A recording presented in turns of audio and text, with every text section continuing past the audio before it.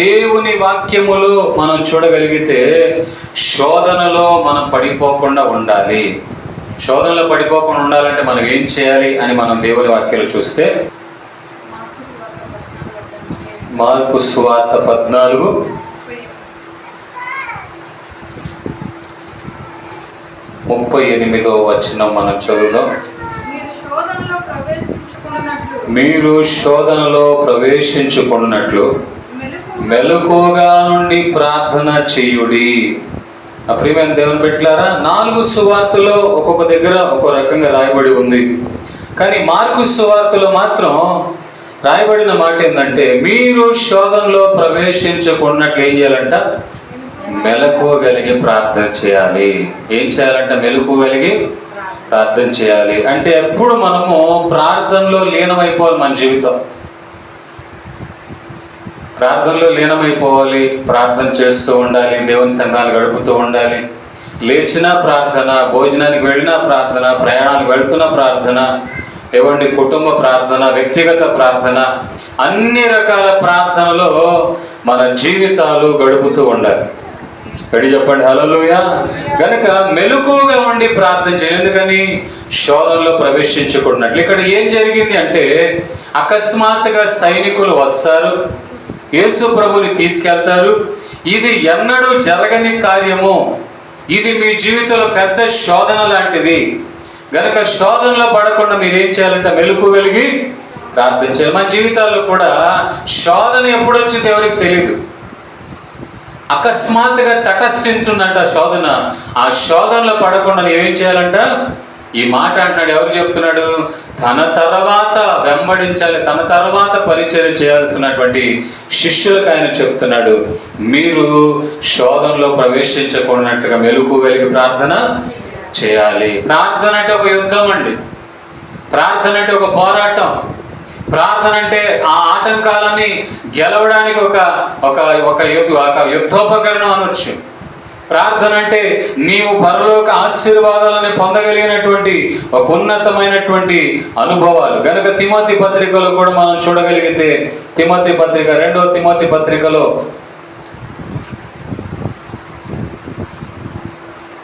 1 Timothy పత్రిక 2వ అధ్యాయం 1వ వచనంలో, మనం సంపూర్ణ భక్తియు మాన్యతయు కలిగి నెమ్మదిగాను సుఖముగాను బ్రతుకు నిమిత్తము అన్నిటికంటే ముఖ్యముగా మనుషులందరి కొరకును, రాజుల కొరకును, అధికారుల కొరకును విజ్ఞాపనలను, ప్రార్థనలను, యాచనలను, కృతజ్ఞతాస్తుతులు చేయవలెనని హెచ్చరించుచున్నాను. హెచ్చరిస్తున్నాడంట. అంటే అర్థం ఏంటి? వీళ్ళందరి కొరకు ప్రార్థించి ఎందుకు చెయ్యాలి అని సందర్భాన్ని బట్టి మనం చూస్తే, ఎవరి వలన ఏ శోధన వచ్చిద్దో అర్థమైందండి. ఏ రాజుల వలన ఏ శోధన వచ్చిద్దో, ఏ మనుషుల వలన ఏ శోధన వచ్చిందో చూడండి నా ప్రియమైన దేవుని బిడ్డలారా. గనక మనుషులందరి కొరకు, అది కూడా ఎందుకంట? మీరు సంపూర్ణమైన భక్తి చెయ్యాలి, నెమ్మదిగా ఉండాలి, సుఖంగా బ్రతకాలంటే వీళ్ళందరినీ దేవుడు ప్రార్థన ద్వారా లోపరుచుకోవాలి. ఆమేన్ హల్లెలూయా. నువ్వు ప్రార్థన చేస్తే అధికారులను దేవుడు తన ఆలోచనల చేత నడిపిస్తాడు. నువ్వు ప్రార్థన చేస్తే నీ చుట్టూ ఉన్నటువంటి మనుషులందరూ ఎందుకన్నారంటే, ఈ ఊర్లో నీ వాళ్ళు ఉన్నా, వేరే ఊరికి వెళ్ళినా, పనికి వెళ్ళినా, ఎక్కడికి వెళ్ళినా మనుషులు అనేవాళ్ళు ఖచ్చితంగా ఉంటారు. ఆ మనుషులందరి కొరకు నువ్వు ప్రార్థన చేస్తే వారి వలన శోధన రాకుండా దేవుడు నిన్ను కాపాడుతాడు. మన బంధువులు కావచ్చు, రక్త సంబంధికులు కావచ్చు, స్నేహితులు కావచ్చు, పనిచేసే చోటు కావచ్చు, అవకాశాల కొరకు వెతుకుతూ ఉన్నప్పుడు రకరకాల మనుషులు మనకు కనబడుతూ ఉన్న వాళ్ళు కావచ్చు, అందరి కొరకు నువ్వు ప్రార్థన చేస్తే అప్పుడు కలుగుతున్న ఆశీర్వాదాలు ఏంటంటే, ఆ ప్రార్థన ద్వారా దేవుడు వాళ్ళందరినీ కూడా ఏకీభవింప చేసి నువ్వు భక్తి చేయడానికి వాతావరణాన్ని ఇస్తాడు. గడి చెప్పండి హల్లెలూయా. ఎప్పుడైతే ప్రార్థనా జీవితం చల్లారిపోతుంది, నేను అంటున్నాను, క్రైస్తవులు ఉన్నారు, బలమైన క్రైస్తవులు ఉన్నారు, ప్రార్థనా పనులు ఉన్నారు, మోకరించగలిగితే ఏమండి ఏదైనా చేయగలిగినటువంటి ఆత్మ సంబంధమైనటువంటి గుణగణాలు కలిగిన వాళ్ళు ఉన్నారు. కానీ ఆత్మీయ జీవితంలో ఏమైపోతుందండి?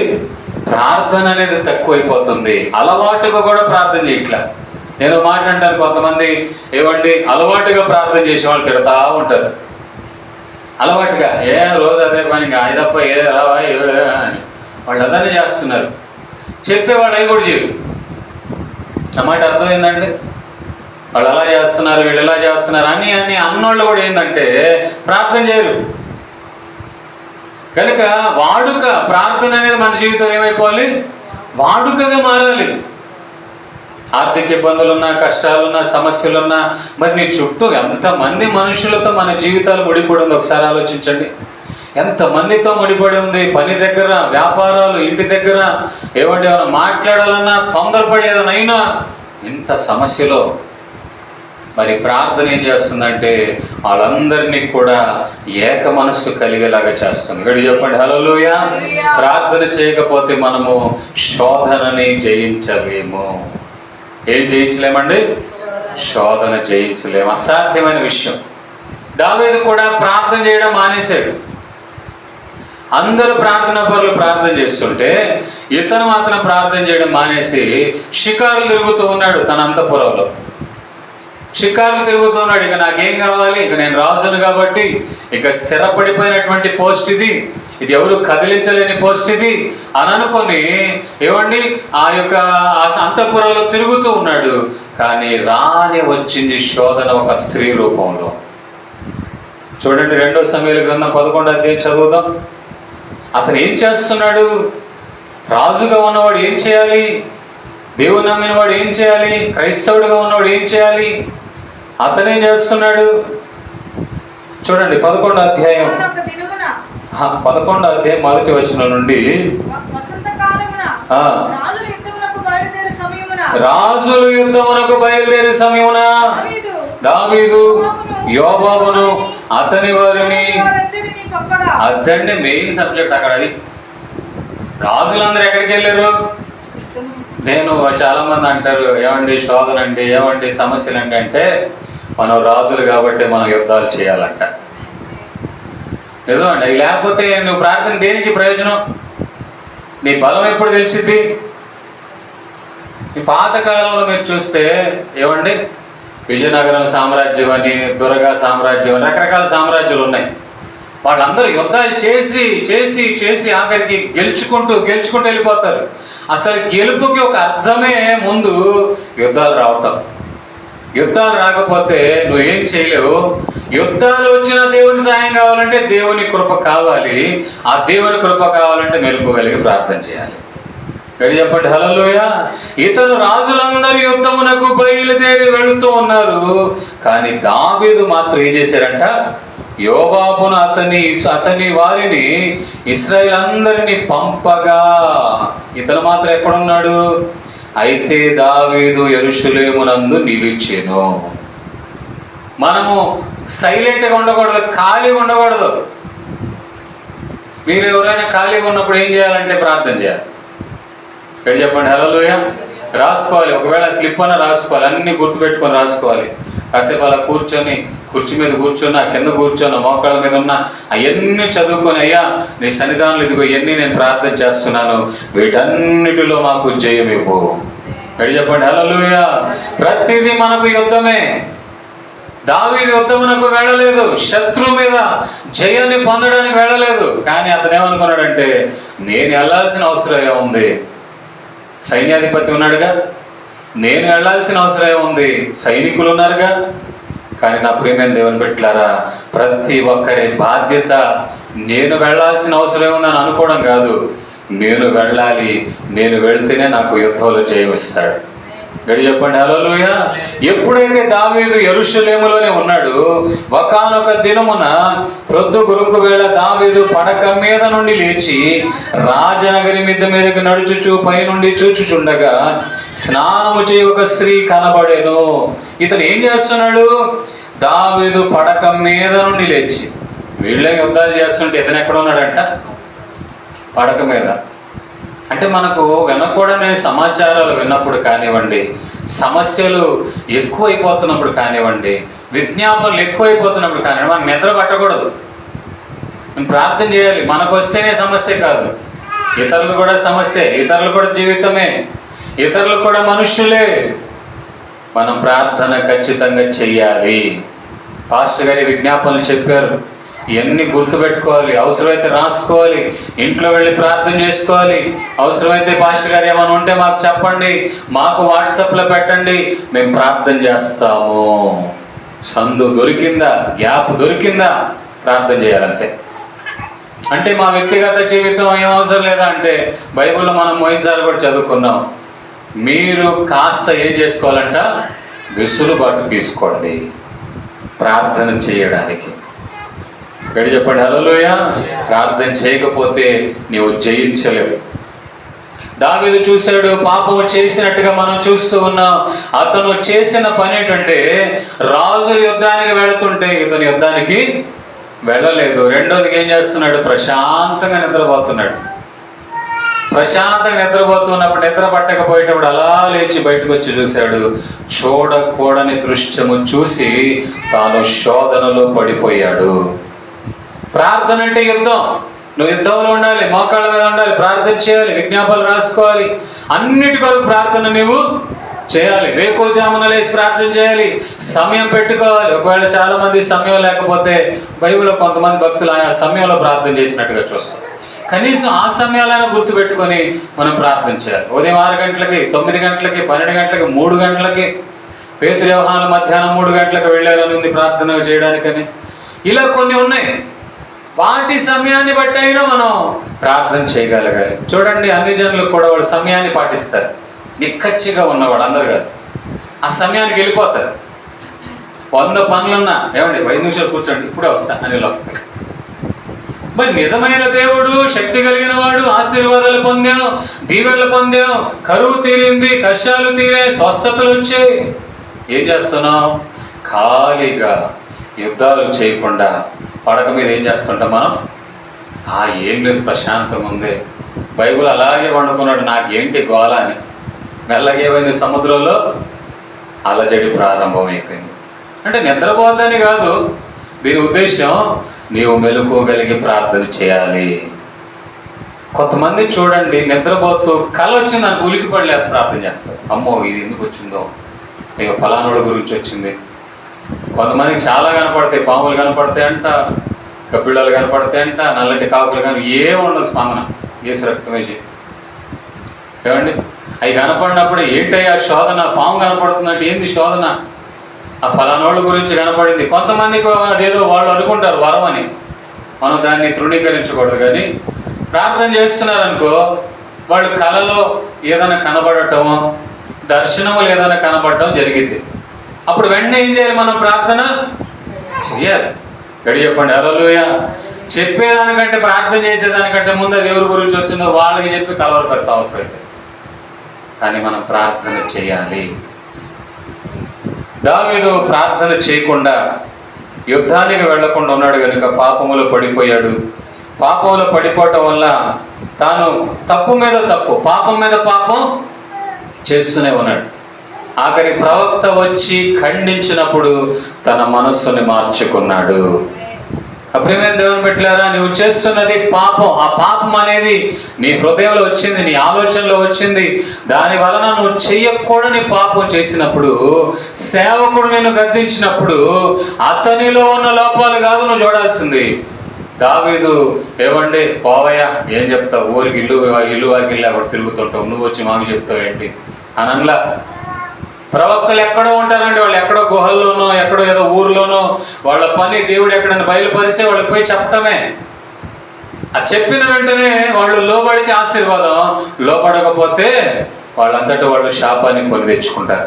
ఎప్పుడైతే దావీదుకు వెళ్ళి ఈ విషయం అంతా చెప్పిన తర్వాత, రాజా నువ్వు అడిగిందల్లా ఇచ్చాడు కదా దేవుడు, నువ్వు అడిగితే ఇంకా ఇవ్వడా, ఎందుకు ఇలాంటి పని చేసావు అని అంటే, అయ్యా నాకు తప్పైందయ్యా క్షమించయ్యా అంటే, ఆఖరికి నిన్నైతే దేవుడు క్షమిస్తున్నాడు, కానీ నువ్వు చేసిన పాపం నీతో పోదు. ఏంటయ్యా పరిస్థితి అంటే, నీకు ఒక కుమారుడు పుడతాడు కదా, అతను చనిపోతాడు.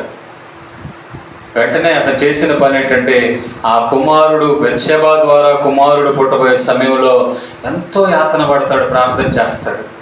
అయ్యా నా బిడ్డను క్షమించయ్యా, రోగం వచ్చింది, చనిపోవాల్సిన పరిస్థితి వచ్చినప్పుడు ప్రార్థన చేస్తుంటే ఆఖరికి అతను చనిపోయాడంట. మరి బిడ్డ చనిపోవడానికి కారణం ఏంటి అంటే, తండ్రి చేసిన పాపం. తల్లిదండ్రులు చేసిన పాపం ఎవరి ఒళ్ళో పడుతుంది?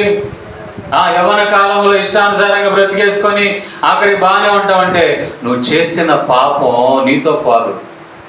కుటుంబంగా ఉన్నటువంటి సమయంలో నువ్వు తెలిసి తెలియని చేసినటువంటి పాపం, దేవుని వాక్యాన్ని కూడా నువ్వు చేసిన పాపాలు ఏమైపోతాయి?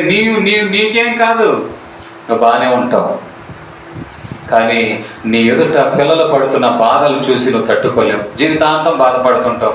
నువ్వు చేసిన పాపం కళ్ళారా నీ ముందు కనపడిద్ది. అలా ఉండకూడదంటే మన కుటుంబాలలో ప్రార్థనలు అనగా యుద్ధాలు జరుగుతూ ఉండాలి. విషయాలు చెప్పండి. హల్లెలూయా. మన కుటుంబాలు ఏం జరగాలంట? యుద్ధాలు జరగాలంటే మీరు కొట్టుకోమని కాదు, ప్రార్థన చేసుకోమని. సమస్య వచ్చిందా, గొడవ వచ్చిందా, ఆయన ఏమన్నాడా, ఏమేమో అన్నాడా, ప్రభు ఎందుకు అలా జరిగింది, ఆయన ఎందుకు అన్నాడు, అట్ట ప్రార్థన అట్ట పోరాడు వేళ్ళు అసలు నన్నంతా అని కూర్చుంటారు. ప్రభు ఏందయ్యా మా ఇద్దరి మధ్యలో ఈ క్లాష్ ఏంటి, ఏమంటే క్రష్గా ఉండాల్సిన మేము క్లాష్ అయిపోతున్నావేంటి, వాట్స్ ద రీజన్, కారణం ఏంటి అని ప్రార్థన చేయాల్సింది పోయి నన్ను అంటావా, నువ్వు చేయలేదా నేను చేయలేదు, నువ్వు తక్కువ నేను ఎక్కువ. అది ప్రార్థన చేసామనుకో, ప్రభు మా ఇద్దరి మధ్యలో సఖ్యత ఉండాలి. ఎందుకు వచ్చిందో పాపం, ఆయన పని దగ్గర ఎలాంటి ఒత్తిడి ఉందో ఏమో తెలియదు కదా, ఇంటి దగ్గర ఏం జరిగిందో తెలియదు కదా ప్రభు అని నీవు ప్రార్థన చేస్తే దేవుడు నీ నోటి ద్వారా పాపం చేయకుండా దాని వలన శోధనలో పడకుండా కాపాడతాడు. ఎటు చెప్పండి. హల్లెలూయా. కొన్ని విషయాలు మనం తట్టుకోలేం, ఆవేశపడిపోతాం. కొన్నిసార్లు మన అంచనాలకి వాతావరణం సహకరించకపోవచ్చు, అయినా మనం ప్రార్థన ద్వారానే ఏదైనా చేయగలం. ఆమేన్. హల్లెలూయా. ప్రార్థన లేకపోతే మన జీవితాలు శూన్యం. కనుక శోధనలో ప్రవేశించకున్నట్లు ఏం చేయాలంట? ప్రార్థన చేయాలి. శోధనలో పడకుండా ప్రార్థన చేయాలి. ప్రార్థనలో ఒక అలవాటు ఉండిపోవాలండి, వాడుకగా మారిపోవాలి. ఎవరేమని అనుకోండి, ఎవరు 10 గంటలకు ప్రార్థన అంటారు, 10 గంటలు చేయాలమ్మా బైబుల్లో, ఎప్పుడో చేయొచ్చు. కానీ అరే 10 గంటలు చేస్తున్నాడుగా, చేయండి, మధ్యలో ఎందుకు పాడు చేస్తావు?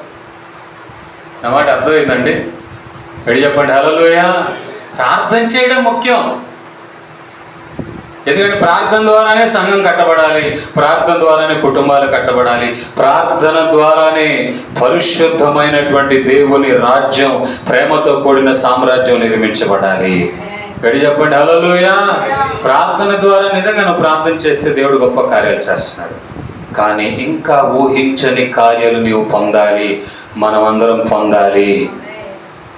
మనం సమయాన్ని నియమించుకున్నా ప్రార్థన చేయాలి, లేదా ఎల్లవేళల ప్రార్థనలైనా ఉండాలి. ప్రార్థన చేస్తూ కుటుంబాన్ని నిర్లక్ష్యం చేయొద్దు. నేను అన్నీ చెప్పాలి, ఎందుకంటే చెప్పకపోతే ఎలా ఉందంటే అర్థం కాదు చాలామంది.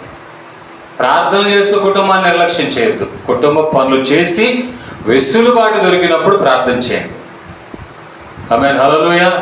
మధ్యాహ్నం ఆకలి అవుతుంది, భర్త ఇంటికి వచ్చాడు, అన్నం వండల, ఈవిడేం చేస్తుంటుంది? ఇప్పుడు అడిగాడు, ఏందమ్మాయి అన్నం వండలేదు అన్నాడు అనుకో, కనబట్లా ఏం చేస్తున్నాను నేను ఇక్కడ ప్రార్థన చేస్తున్నాను, ఈ ప్రార్థన బాగుంటుందా? మీరు చెప్పండి. కొంతమంది చెప్తారు పాపం ఏంటంటే నన్ను డిస్టర్బ్ చేయొద్దు అన్నట్టుగా. ప్రియమైన దేవుని పెట్టారా, పనులన్నీ చేసుకొని వెసులుబాటు కలిగి ఇక్కడ ఫ్రీగా ఉన్నా ప్రశాంతంగా ఏవండి మోకరించి కాసేపు ప్రార్థనలో మౌనంగానే ఉండండి, మనసులోనే ప్రార్థన చేసుకోండి, నోరు తెరిచైనా ప్రార్థన చేసుకోండి, ఖచ్చితంగా ప్రార్థన చేయండి. ఎడి చెప్పండి. హల్లెలూయా. ఎందుకని? నీకు మనుషుల ద్వారా ఎదురవుతున్న శోధన, రాజుల ద్వారా ఎదురవుతున్న శోధనలు, ఈ శోధనలన్నిటిలో నువ్వు పడకుండా జయాన్ని పొందాలంటే నువ్వు ప్రార్థన చేయాలి. ఆ ప్రార్థన ఆ సమయాలలో నీకు ఆలోచన ఇస్తుంది. ఎడి చెప్పండి. హల్లెలూయా. నా ప్రియమైన దేవుని పెట్టారా, ఒకప్పుడు రాజులే ఈ రోజున అధికారులు కదండి, అధికారులు. ఇప్పుడు వాళ్ళ వల్ల ఏదోటి జరగడం జరిగింది, ఏదోటి శాసనాలు జారీ అయినప్పుడు ఏందంట అని మనం అన్నాం అనుకోండి, ఎలా ఉంటుంది? మనమెంత ఒక ఇంట్లోనే, ఒక ఇంట్లో పురుషులో స్త్రీలో మాట్లాడామనుకో ఎలా ఉంటుంది? అది కుటుంబానికే కీడు.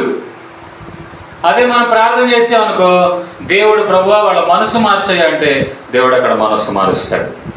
శాసనాలని మార్చిన గొప్ప దేవుడు మన దేవుడు. విషయాలు చెప్పండి. హల్లెలూయా. నా ప్రియమైన దేవుని బిడ్డలారా, గనుక దావీదు మెలకువలు వెలిగి ప్రార్థన చేయలేదు, నిద్రిస్తూ ఉన్నాడు. తనకున్నటువంటి వెసులుబాటు సమయంలో, వెసులుబాటు కూడా కాదు, యుద్ధం జరగాల్సిన సమయంలో ఏం చేస్తున్నాడు? యుద్ధం చేయకుండా నిద్రపోతూ ఉన్నాడు. కనుక మనం ఏం చేయాలి? మెలకు వెలుగు ప్రార్థన చేయాలి. రెండోదిగా మనం చూడగలిగితే 119వ కీర్తన 11వ వచనం, ముగించేస్తున్నాను ఎక్కువ సమయం.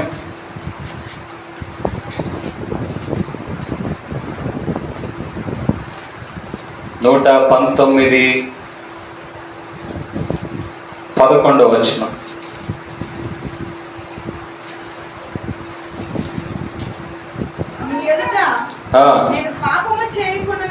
నీ ఎదుట నేను పాపము చేయకుండానట్లు నా హృదయములో నీ వాక్యము ఉంచుకొని ఉన్నాను. పాపము అనగా శోధనకు మూలం. శోధన ఒక పాపానికి నడిపిస్తుంది. ఆ పాపము చేయకుండా ఉండాలంటే నీ హృదయంలో ఏముండాలి? వాక్యం ఉండాలి. ఉంచుకున్నాను అంటున్నాడు అతను. అర్థమైందండి? హృదయంలో ఏముంచుకోవాలి? వాక్యం ఉంచుకోవాలి. గడి చెప్పండి హల్లెలూయా. అలాగే చూడండి 113 చదవండి. యెహోవా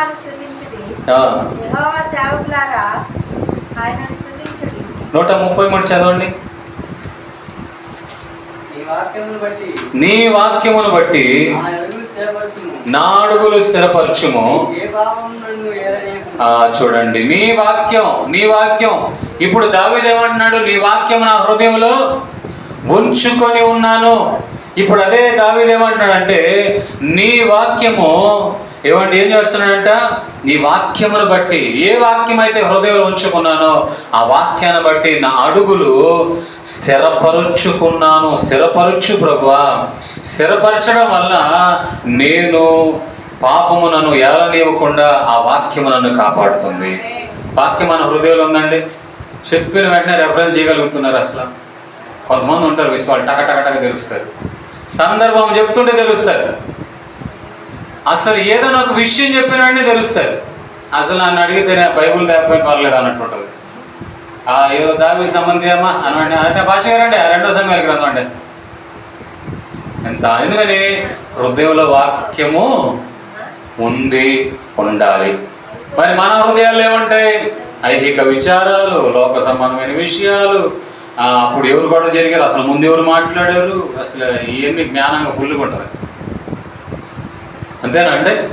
కానీ ఉండాల్సిందేంటి? వాక్యం ఉండాలి. గొడవ ఎక్కడ జరిగితే ముందు దెబ్బ ఎవరు వేసారు, ముందు ఎవరు మాట్లాడారు, ఇవి బాగా గుర్తుంటాయి. అసలు గొడవ కూడా నిలబెడతాం కూడా అవసరం అయితే. కానీ అవి కాదు మన హృదయంలో ఉండాల్సింది. వాక్యము హృదయంలో ఉన్నప్పుడు పాపము నిన్ను ఏలనివ్వకుండా చేయటమే కాకుండా శోధనలో పడకుండా వాక్యం నిన్ను కాపాడుతుంది. ఎడి చెప్పండి హల్లెలూయా. మరి వాక్యం మన హృదయంలో ఉంటుందా? కొన్ని సంవత్సరాల క్రితం, ఇప్పుడు ఇవన్నీ స్మార్ట్ ఫోన్లు వచ్చిన తర్వాత రేడియోలు అనేవి తగ్గిపోయినాయి. ఏ గ్రామాల్లో అడుగు పెట్టండి 7 గంటలకు స్టార్ట్. ఆర్ఆర్కే మూర్తి గారి వాక్యాలు దాదాపు ఒక అరగంట పైనే తెలుగు కార్యక్రమాలు వస్తాయి. నేనైతే కర్ణాటకలో ఉన్నప్పుడు 11 గంటల వరకు భాష తెలియకపోయినా ఏదో ఒక మూలం అర్థమైద్ది అని అనుకొని వినేవాడు. తెలుగు భాష కాకుండా ఉర్దూకు సంబంధించిన భాష ఉండేది. ఎందుకనంటే వినాలి వినాలి వినాలి, విని హృదయంలో ఉంచుకోవాలి. వినటం వల్ల ఏం కలిగిద్దంట? మరి విశ్వాసం కలిగింది. ఏం వినాలంట? దేవుని వాక్యం వినాలి. మరి వాక్యం విన్న తర్వాత ఏం చేయాలి? హృదయంలో ఉంచుకోవాలి. హృదయంలో ఉంచుకుంటే ఏం రాదు నీకు? శోధనలో నీవు పడుగు పెట్టవు, ప్రవేశించవు. యేసు ప్రభు కూడా చూడండి, ఆయన దేవుని వాక్యాన్ని ఎంతగా ఉంచుకున్నాడంటే ఆఖరికి అపవాది అని ఎవరు వస్తారంట? శోధించడానికి ఎవరు వస్తారని చెప్పాను. నేను ముగించేస్తున్నా. ఎవరు వస్తారంట? సాతానుగాడు వచ్చాడు. ఎవరి దగ్గరకు వచ్చాడు? యేసు ప్రభు దగ్గరకు వచ్చాడు. నువ్వు పెద్ద విషయమా, నేను పెద్ద విషయమా? ఏమండి, ఎవరి దగ్గరికి వచ్చాడంట? యేసు ప్రభు దగ్గరికే వచ్చాడు. పరిశుద్ధుడుగా పుట్టినటువంటి యేసు ప్రభు దగ్గరికే వచ్చాడు. ఏమండి, లేఖనాలతోనే మాట్లాడగలిగిన యేసు ప్రభు దగ్గరకు వచ్చాడు. పెద్ద పెద్ద జ్ఞానులను కూడా నిలబెట్టగలిగినటువంటి సామర్థ్యం కలిగిన యేసు ప్రభు దగ్గరికి ఎవరు వచ్చారు? సాతాను వచ్చాడు. సాతాను వస్తే ఏమండి, యేసు ప్రభు దేంతో జయించాడంట? త్వరగా ముగించేస్తున్నాను, చదవండి వాక్య భాగాన్ని. మత్తయి సువార్తలో చదవండి, ఎందులో చదివినా పొరలా. 4వ అధ్యాయము.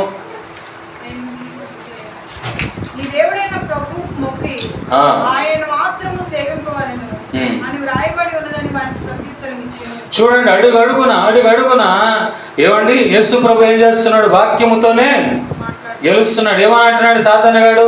ఇదిగో నీవు దేవుని కుమారుడు అయితే ఈ యొక్క రాళ్ళు రొట్టెలయ్యేటట్లుగా నువ్వు ఆజ్ఞాపిస్తే జరిగేది కదయ్యా. వింటున్నారండి? ఎలా అంట? నువ్వు ఆజ్ఞాపిస్తే జరిగిద్దిగా, ఆజ్ఞాపించి మరి అని శోధిస్తున్నాడంట.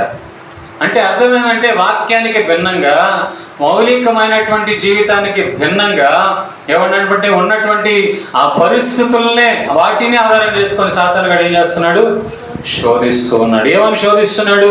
ఈ రాళ్ళు రొట్టెలగునట్లుగా ఈ రాత్రితో చెప్పమని ఆయనతో చెప్పాడట.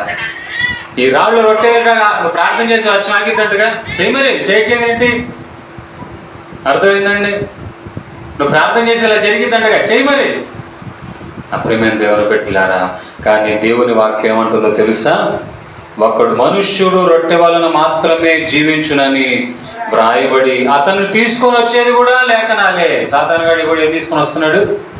వాక్యమే తీసుకొని వస్తాడు. అర్థమైందండి? కానీ ఆత్మీయులుగా వాక్యాన్ని మనం పరిశీలించగలగాలి. ఉదాహరణ మీకు చెప్తాను అర్థమయ్యేటట్టుగా. పేతురు నీళ్ల మీద నడిచాడా నడిచలేదా?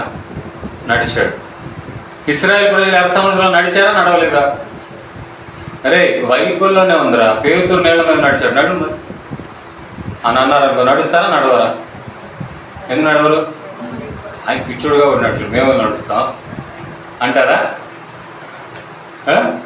ఒకవేళ మోషే ఎర్ర సముద్రం పాయలు చేసుకుని నడిచాడు కదా, నువ్వు కూడా ఎర్ర సముద్రం పాయలు చేయి, ముందు అడిగి ఎవరి దానిలో ఒక అడుగు పెడితే చాలు కదా, మెల్లగా వెళ్ళిపోయింది కదా, అడుగు పెట్టన్నారు అనుకో.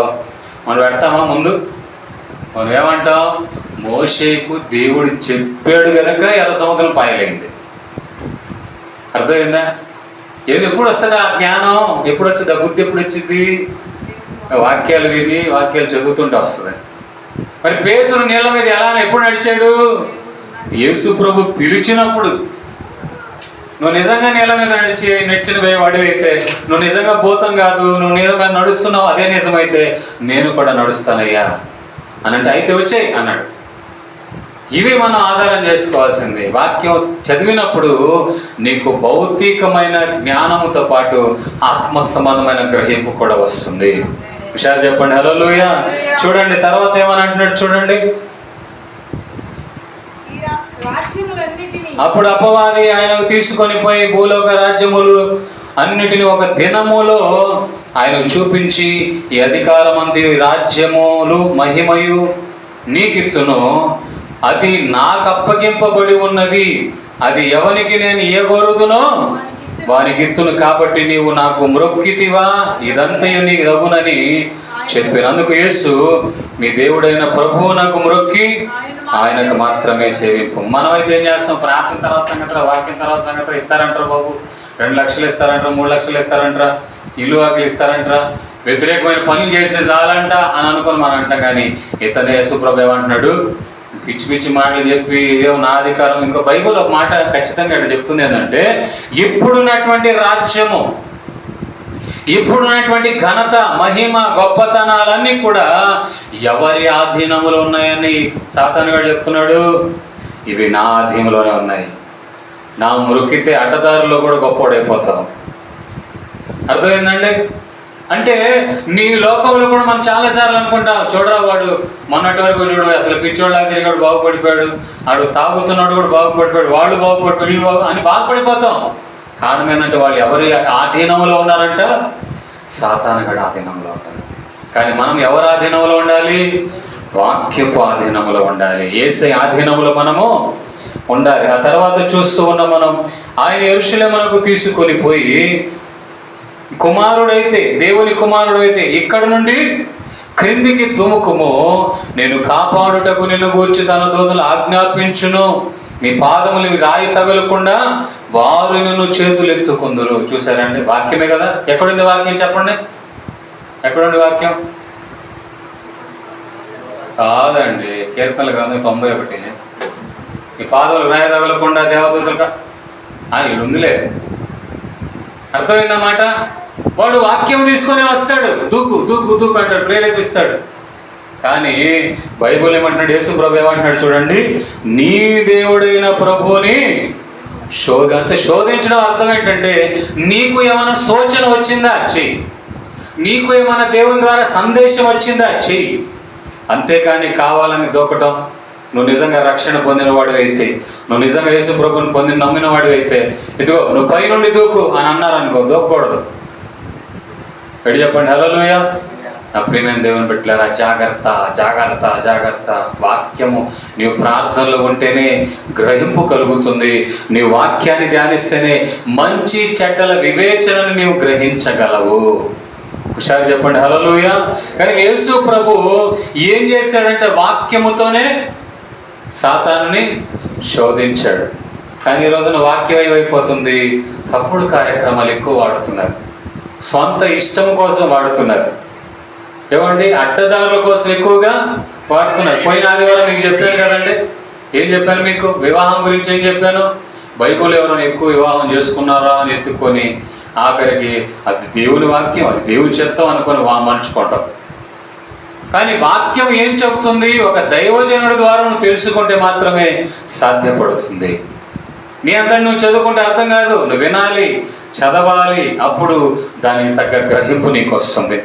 ఆ తర్వాత చివరిగా మనం చూస్తాం యోబు గ్రంథములో, ఆ మాటలు చెప్పి నేను ముగించేస్తాను.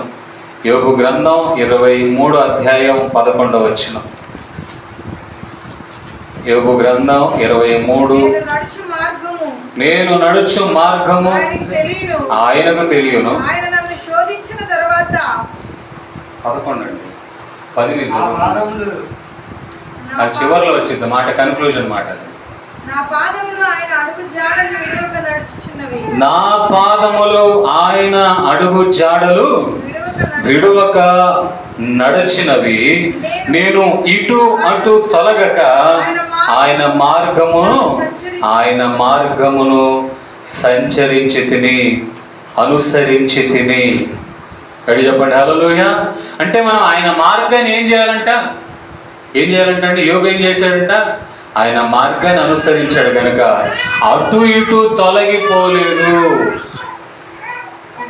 ఏమండి, ఇంత త్వరగా ముగించేది, కొంచెం ఓపిక పట్టండి, అయిపోతుంది. ఏమండి, అటు ఇటు ఏమైపోలేదంట, తొలగలేదు. ఎందుకని, ఆయన మార్గమును అనుసరిస్తూ ఉన్నాడు. యేసే ఒక మార్గం వేశాడు, దేవుని వాక్యాన్ని బట్టి ఒక మార్గం వేయబడి ఉంది. అది ఆజ్ఞల మార్గముగా మనం చూస్తూ ఉన్నాం. ఆ ఆజ్ఞల మార్గము ప్రభు యేసుక్రీస్తు ద్వారా ఈ లోకానికి ప్రత్యక్షపరచబడింది. ఆయన అంటున్నాడు, నేనే మార్గము, నేనే సత్యము, నేనే జీవము. ఆ మార్గము వేయబడిన మార్గములు తప్ప మరో మార్గములో మనం వెళ్ళడానికి వీల్లేదు. ఆ మార్గాన్ని యోబు అనుసరించాడు కనుక అటు ఇటు తొలగలేదు. వెళుతూ ఉండగా శోధనలు వస్తున్నాయి, అటు ఇటు వస్తూ ఉన్నాయి. కానీ శోధనలకు అతను బానిస అవ్వలేదు. ఇక్కడ చెప్పండి హల్లెలూయా. శోధనకు లొంగిపోలేదు, శోధనలు పడిపోలేదు. ఈ రోజున కూడా దారులు వెళ్తా ఉన్నాను, రకరకాల మనుషులు కనపడతా ఉంటారు. ఏమండి, కానీ శోధనలో పడిపోకూడదు. పాపం అనేది దూరం ఎక్కడో లేదండి, ఎన్నో కిలోమీటర్ల దూరం వెళ్ళాల్సిన అవసరంలా, నీ ప్రక్కనే ఉంటుంది నీకు తెలియకుండా. సాతానుగాడు పాపమును శోధనతో మిమ్మల్ని ఎప్పుడు కూడా ఏం చేస్తాడు, సంధిస్తూనే ఉంటాడు. కానీ నువ్వు ప్రార్థన ద్వారా జయించాలి, వాక్యము ద్వారా జయించాలి. మరి ముఖ్యంగా ఆయన ఆజ్ఞల మార్గమును అనుసరించి నడవాలి. ఆజ్ఞల మార్గమును అనుసరించి నడిచినప్పుడు నువ్వు అటు ఇటు తిరగవు. కనుక నా ప్రియమైన దేవుని బిడ్డలారా, సాతాను శోధనలు పెడతాడు, తరచుగా మనం శోధింపబడతాం. యేసు ప్రభువే శోధనకు లోనై ఉన్నాడు. మనం బాప్తిజం పొందినా పొందకపోయినా శోధనలు ఖచ్చితంగా మనిషికి వస్తాయి. కానీ వాక్యము, మనము ఆ శోధనలు ఎలా గెలవాలంట, ప్రార్థన ద్వారా గెలవాలి, వాక్యము ద్వారా గెలవాలి. మూడోదిగా దేని ద్వారా గెలవాలంట, ఏమండి వింటున్నారా, ఆపేలా. మూడోది దేని ద్వారా గెలవాలంట చెప్పండి, దేని ద్వారా గెలవాలి, ఆయన మార్గమును అనుసరించి నడుచట వలన. ఆయన మార్గాన్ని అనుసరించి నడవటం వల్ల నువ్వు అటు ఇటు తిరగవు గనుక నీవు శోధనలో పడవు. శోధనలు నువ్వు వచ్చినా ఏమీ చేయలేవు. ఇప్పుడు చదవండి 10, ఇప్పుడు చదవండి 10 చదవండి, ముగింపు 10. నేను ఎలాంటి మార్గములు నడుస్తున్నానో, ఇప్పుడు యోగు ఏ మార్గంలో నడుస్తున్నాడంట? ఆయన మార్గంలోనే నడుస్తున్నాడు. అది ఆయనకు బాగా తెలియను. ఆయన ఒకవేళ నన్ను శోధించినా, పరిశోధించినా, సాతాను ద్వారా శోధనలు వచ్చినా ఏంటంట? యోగు మాత్రం ఒక పదం వాడాడు, ఏమన్నాడంటే ఆయన శోధించడం వల్ల. నేనంటాను ఆయన అంటే సాతానుగాడు శోధించడం వల్ల అనుకోవచ్చు. ఎందుకంటే శోధన ఎవరి వల్ల వచ్చిందంట? ఎవరి వల్ల వచ్చిందంట? మరి దేవుడు ఏం చేస్తాడు? పరిశోధిస్తాడు, టెస్ట్ చేస్తాడు. దేవుని యొక్క పరిశోధన ఉన్నతమైన స్థితులకు నడిపించడానికి.